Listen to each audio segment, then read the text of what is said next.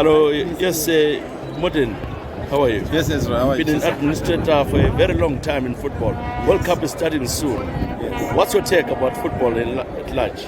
You see, my hope and prayer is that the African players shine at the World Cup for the first time. You know, I do not know why African teams don't live up to the billing, because most African teams that are at the World Cup employ or play foreign-based players. In other words, those players that are in the first 11, or the majority of those that are in the final 18, are players that play in Europe.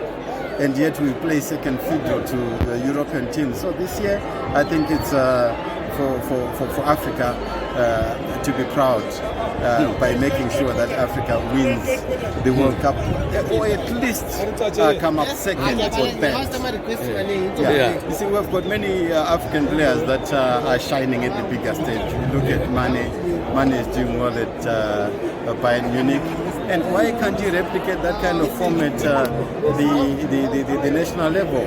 You look at the likes of Keita, the likes of Salah.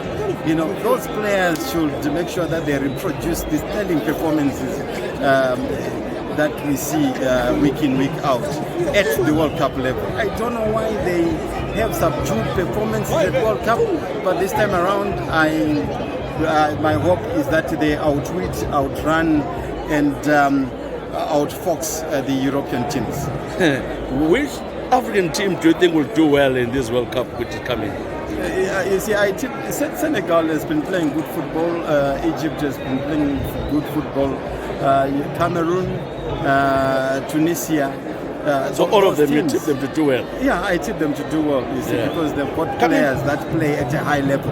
And if they have that confidence, that inertia, you know, if they have that aptitude at that level, then I do not have any problems with them shining at the World Cup. Looking at the football in Zimbabwe, I know you're complaining about it, that Africa is not doing well, players have got it. But in Zimbabwe yourselves, you're struggling, you're failing. Poor administrations, if you look at all the leagues, all the levels of football in Zimbabwe, surely something should be done. Yeah, I believe it's work in progress, and you see, it's a matter of stopping and starting. And right now, you know, we're restructuring Zimbabwe because we're suspended, and we should take this opportunity to make sure that we rebrand, we start afresh. There is no problem. It's not too late for wrongs to be righted. It's an opportunity for us to make things right, because as long as we're not playing international football, chances of our youngsters who have got potential in Zimbabwe will not be seen. You see, there is no visibility. We need to expose them. And how do we expose them if they don't go for trials outside the country? Yeah. And see, you only go for trials if you have played a number of national team games, a certain number of caps.